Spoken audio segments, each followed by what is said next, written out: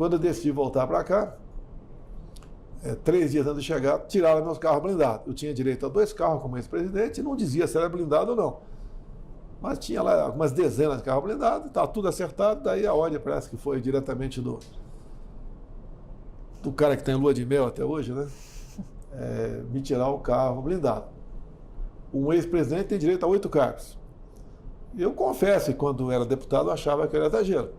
No meu caso particular, não posso ir na padaria pelo assédio, né? E também a possibilidade de uma outra ação. Porque se está a imprensa, em grande parte, contra mim, o Lula não dorme sem falar comigo durante o dia todo. É sinal que está importunando.